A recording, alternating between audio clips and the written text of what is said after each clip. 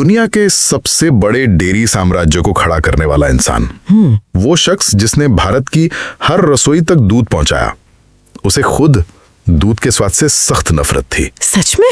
ये बहुत ही अजीब विडंबना है। बिल्कुल। उसने अपनी पूरी जिंदगी में कभी एक गिलास दूध नहीं पिया।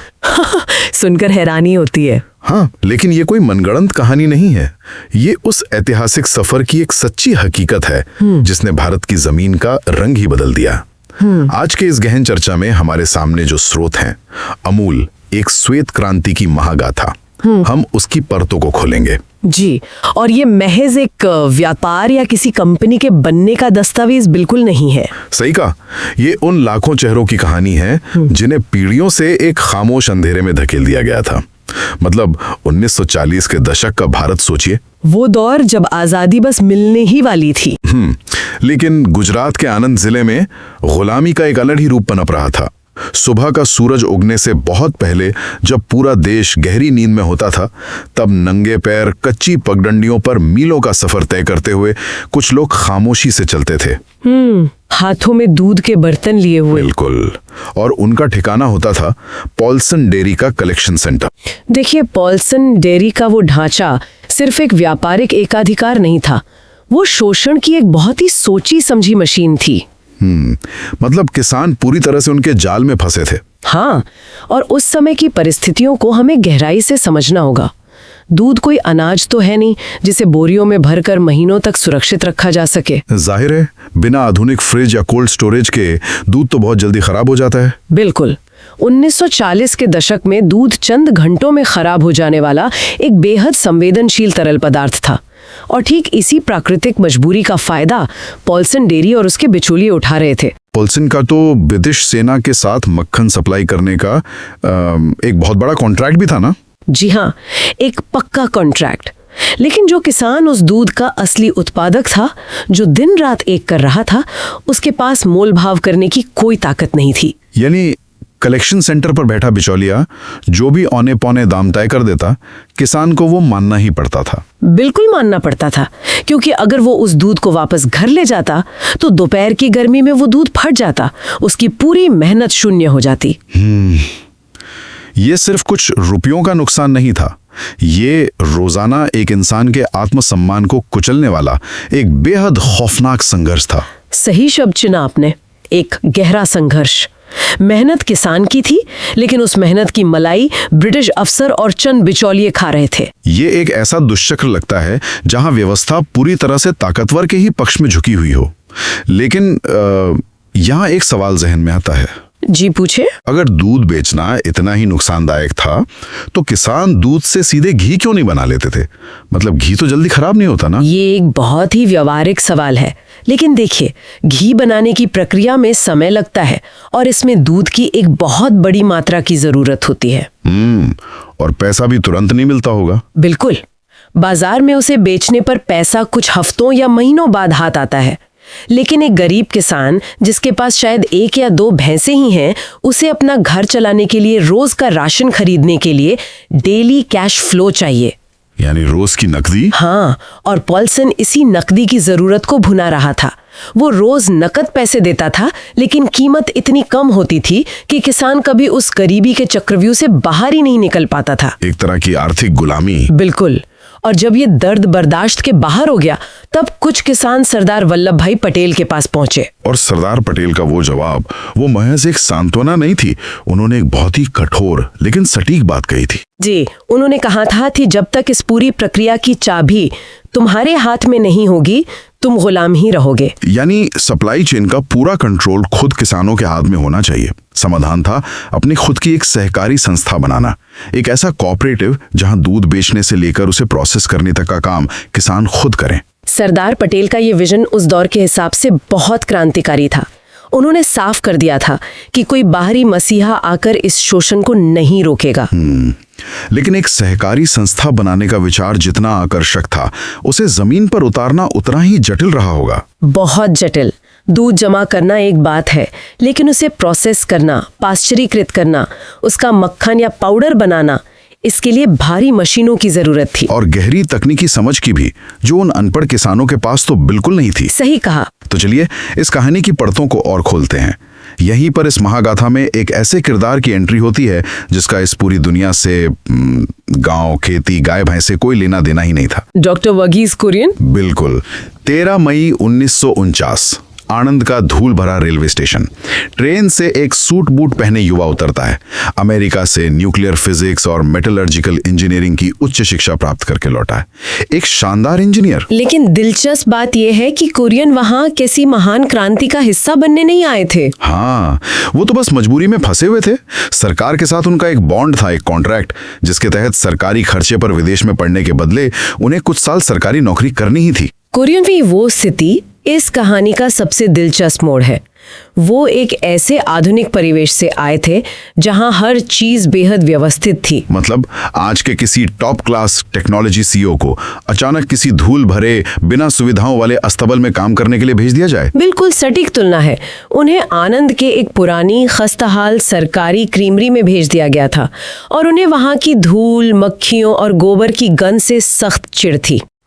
और वो दूध पीने से भी नफरत करते थे। हाँ, उनका एकमात्र लक्ष्य उस सरकारी बॉन्ड की मियाद पूरी करना और जल्द से जल्द बॉम्बे या न्यूयॉर्क लौट जाना था। वो तो बाकायदा कैलेंडर पर दिन काट रहे थे। अगर इस परिस्थिति का हम विश्लेषण करें तो कुरियन का वहां से भागना बिल्कुल तय था, लेकिन उनकी मुलाकात त्रिभुवन दास पटेल से होती है। जी, त्रिभुवन दास पटेल। वो कोई बहुत बड़े उद्योगपति नहीं थे। नहीं, वो तो एक जमीन से जुड़े बेहद साधारण किसान नेता थे, जो सरदार पटेल के कहने पर किसानों को एकजुट करने की कोशिश कर रहे थे। उनके पास किसानों का एक हुजूम तो था, लेकिन जब उनकी दूध प्रोसेस करने की पुरानी मशीनें खराब हो जाती थी तो उनके पास कोई तकनीकी विशेषज्ञ नहीं था जो उसे ठीक कर सके। और यहीं पर वो ठहराव आया। बिल्कुल। त्रिभुवन दास पटेल ने उस युवा चिड़चिड़े इंजीनियर से अपनी मशीनें ठीक करने में मदद मांगी और कुरियन के अंदर का जो इंजीनियर था ना, वो उस तकनीकी चुनौती को मना नहीं कर सका। उन्होंने मशीन ठीक कर दी। हाँ, लेकिन यहाँ जो बात सबसे ज्यादा हैरान करने वाली है वो ये है कि उस मशीन को ठीक करने के दौरान उन्होंने जो जमीनी हकीकत देखी उसने कुरियन को अंदर तक झकझोर दिया। मतलब उन्होंने उस संघर्ष को करीब से महसूस किया। बिल्कुल। उन्होंने देखा कि कैसे एक इंसान जिसके पास कोई साधन नहीं है, वो हजारों लोगों की भलाई के लिए दिन रात एक कर रहा है। किसानों के आंखों में जो एक नई उम्मीद की चमक थी, उसने कुरियन के कदम रोक लिए। क्या बात है। जब उनके बॉन्ड का समय खत्म हुआ, तब तक वो उस जगह, उस मकसद से इस कदर जुड़ चुके थे कि उन्होंने अपनी न्यूयॉर्क जाने की टिकट हमेशा के लिए फाड़ दी। एक ऐसा इंसान जो खुद कभी दूध नहीं पीता था, उसने उन किसानों की आंखों में एक ऐसा सपना देखा जो आगे चलकर दुनिया का सबसे बड़ा डेयरी नेटवर्क बनने वाला था। एक ऐसा सपना जिसने सच में इतिहास रच दिया। लेकिन 1950 के दशक में इस सपने के सामने जो दीवार खड़ी थी, वो सिर्फ पैसों या मशीनों की नहीं थी। जी नहीं, वो दीवार थी विदेशी कंपनियों का वैज्ञानिक अहंकार। बिल्कुल। उस वक्त भारत के बाजार में नेस्ले और ग्लैक्सो जैसी बहुराष्ट्रीय कंपनियों का एकाधिकार था। उनका एक बहुत ही स्पष्ट दावा था कि सिर्फ और सिर्फ गाय के दूध का ही मिल्क पाउडर बनाया जा सकता है। और क्योंकि गुजरात के ज्यादातर किसान भैंस पालते थे, इसलिए विदेशी विशेषज्ञों ने यह फतवा जारी कर दिया था कि भारत का दूध आधुनिक डेयरी उद्योग के लायक ही नहीं है। लेकिन यहाँ एक तार्किक सवाल उठता है, आखिर भैंस के दूध में ऐसा क्या था जो पूरी दुनिया के विशेषज्ञ इसे पाउडर बनाने के लिए नामुमकिन मान रहे थे? देखिए, इस वैज्ञानिक चुनौती को समझना बहुत जरूरी है। ये कोई मनगढ़ंत मिथक नहीं था। इसके पीछे एक ठोस तकनीकी पेचीदगी थी। भैंस के दूध की संरचना गाय के दूध से बिल्कुल अलग होती है। थोड़ा विस्तार से बताइए। भैंस के दूध में फैट यानी वसा की मात्रा बहुत अधिक होती है और इसके प्रोटीन्स अलग तरह से व्यवहार करते हैं। विदेशी लैबोरेटरीज का दावा था कि जब भैंस के इस गाढ़े दूध को पाउडर बनाने के लिए मशीनों में उच्च तापमान पर स्प्रे या रोलर से सुखाया जाएगा तो अधिक फैट के कारण वो जल जाएगा। बिल्कुल, वो जल जाएगा, कैरमलाइज्ड हो जाएगा और मशीनों पर बुरी तरह चिपक जाएगा। उनका मानना था कि इसका सफेद पाउडर बन ही नहीं सकता। लेकिन विज्ञान तो प्रयोगों पर आधारित होता है। अगर भैंस के दूध में फैट ज्यादा है तो क्या इस समस्या का कोई तकनीकी समाधान नहीं निकाला जा सकता था, या फिर ये सिर्फ उन विदेशी कंपनियों की अपनी बाजार हिस्सेदारी बचाने की एक चाल थी? सच कहूं तो दोनों बातें सच थीं। विदेशी कंपनियों के पास भारत की स्थानीय समस्या को सुलझाने के लिए पैसा या वक्त बर्बाद करने का कोई आर्थिक कारण नहीं था। उनके लिए तो अपने देशों से बना बनाया पाउडर भारत में बेचना ज्यादा मुनाफे का सौदा था। एकदम सही। लेकिन कुरियन और उनके कॉलेज का एक बेहद प्रतिभाशाली दोस्त एच.एम. दलाया इस असंभव शब्द को स्वीकार करने के लिए तैयार नहीं थे। दलाया ने इस तकनीकी बाधा को तोड़ने का बीड़ा उठाया। और दलाया ने जो किया वो सच में कमाल था। उन्होंने दूध को सीधे सुखाने की बजाय उसकी संरचना के साथ प्रयोग किए। जी, उन्होंने सबसे पहले भैंस के दूध से क्रीम यानी फैट को अलग किया। और फिर जो स्किम्ड मिल्क बचा उसे खास तापमान पर सुखाने की आधुनिक स्प्रे ड्राइंग तकनीक का इस्तेमाल किया। बिल्कुल। और फिर जरूरत के हिसाब से उसमें पोषक तत्वों को वापस मिलाया। ये एक अभूतपूर्व वैज्ञानिक उपलब्धि थी। 1955 का वो ऐतिहासिक साल जब दुनिया ने पहली बार देखा कि भैंस के दूध से भी एकदम सफेद, बेहतरीन गुणवत्ता वाला मखमली मिल्क पाउडर बन सकता है। ये सिर्फ एक प्रयोगशाला की जीत नहीं थी, ये एक बहुत बड़ा भू राजनीतिक और आर्थिक तमाचा था उन विदेशी ताकतों पर जो भारत को हमेशा एक कमजोर बाजार मानकर उसका दोहन करना चाहते थे। बिल्कुल। इससे किसान का दूध खराब होने से बचा लिया गया। इस एक प्रयोग ने साबित कर दिया कि कोई भी प्राकृतिक या तकनीकी चुनौती इतनी बड़ी नहीं होती कि उसे इंसानी इच्छा शक्ति से पार ना किया जा सके। ये उन सभी के लिए एक स्पष्ट संदेश था कि चाहे कितनी भी बड़ी दीवार सामने हो, कभी हार मत मानो। हार मत मानो, क्या बात है। इस तकनीक ने उस गरीब किसान को समय की गुलामी से आजाद कर दिया था। अब अगर दूध ज्यादा होता तो उसे औने पौने दामों में बिचौलियों को बेचने की मजबूरी नहीं थी। उसे पाउडर बनाकर महीनों तक सुरक्षित रखा जा सकता था। जी। अब यहाँ से कहानी एक बेहद दिलचस्प मोड़ लेती है। एक गांव की लैब में मिली इस कामयाबी की चिंगारी को पूरे देश में फैलना था और ये मौका आया अक्टूबर 1964 में, जब देश के तत्कालीन प्रधानमंत्री लाल बहादुर शास्त्री जी आणंद के दौरे पर आए। बिल्कुल। 1964 का वो समय भारत के लिए बेहद नाजुक था। देश भयंकर खाद्य संकट और दूध की कमी से जूझ रहा था। हमें विदेशों से हजारों टन मिल्क पाउडर मंगाना पड़ रहा था। ऐसे में शास्त्री जी ये देखने आए थे कि आखिर गुजरात के एक छोटे से जिले में ऐसा क्या चमत्कार हो रहा है कि वहां दूध की नदियां बह रही हैं। और प्रधानमंत्री का प्रोटोकॉल तो हमेशा बहुत सख्त होता है, गेस्ट हाउस, भारी सुरक्षा। लेकिन शास्त्री जी ने वो सब किनारे रख दिया। बिल्कुल। उन्होंने लाल कालीन की परवाह नहीं की। उन्होंने कहा कि वो किसी सरकारी गेस्ट हाउस में नहीं बल्कि एक आम किसान के घर रुकेंगे। रात के अंधेरे में एक अनपढ़ किसान के घर। और शास्त्री जी ने उस रात जो देखा उसने आधुनिक भारत की नींव हिला दी। उन्होंने सिर्फ मशीनों को नहीं देखा, उन्होंने उस सामाजिक संरचना को देखा जो अमूल ने खड़ी की थी। क्या देखा उन्होंने वहां? शास्त्री जी ने सुबह की कतारों में देखा कि कैसे दूध जमा करते वक्त जाति, धर्म और ऊंच नीच के सारे भेद मिट गए थे। एक ही बर्तन में हर वर्ग के इंसान का दूध जा रहा था। ये तो एक बहुत बड़ा सामाजिक बदलाव था। बिल्कुल। और उन्होंने देखा कि दूध का पैसा सीधा किसान के हाथ में और विशेषकर घर की महिलाओं के हाथ में आ रहा था, जिससे वो आर्थिक रूप से स्वतंत्र हो रहे थी। उस अनपढ़ किसान की आंखों में अब वो पुरानी बेवसी नहीं थी बल्कि अपनी किस्मत का खुद मालिक होने का एक गहरा गर्व था। रोंगटे खड़े कर देने वाला नजारा।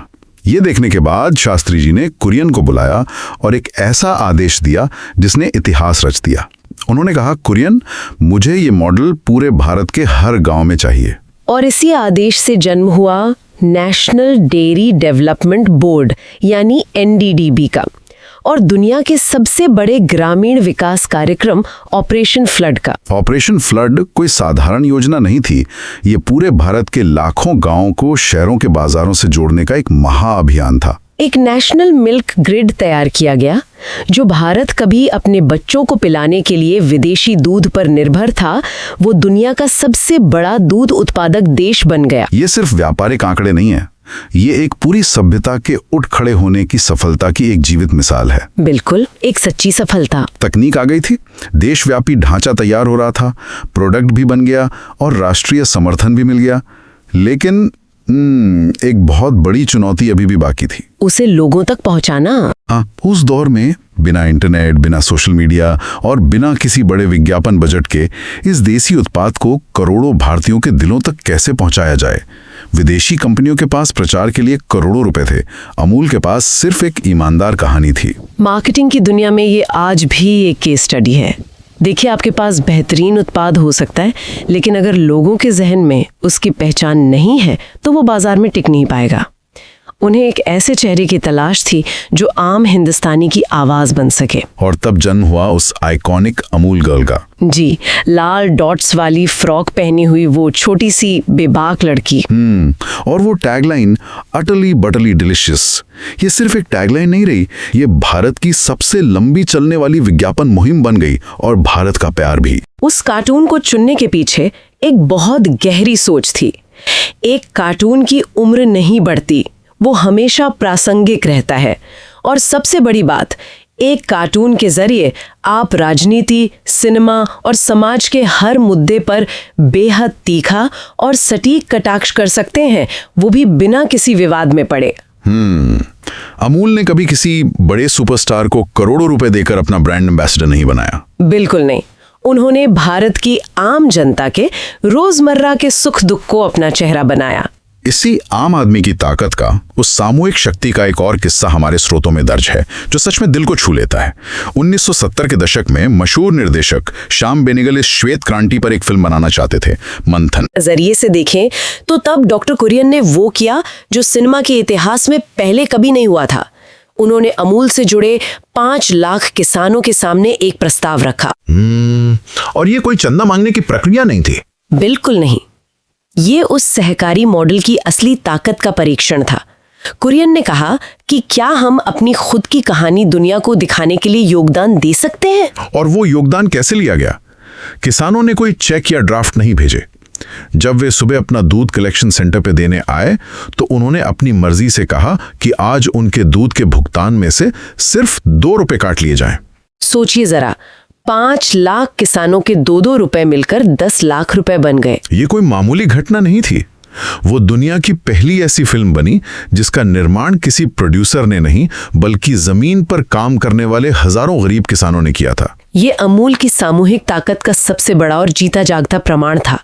ये साबित करता है कि जब एक सामान्य उद्देश्य के लिए लाखों लोग एकजुट होते हैं तो उनका सामूहिक प्रभाव किसी भी बड़ी से बड़ी ताकत को झुका सकता है। आज जब हम मुड़कर देखते हैं तो आंकड़े सच में हैरान करने वाले हैं।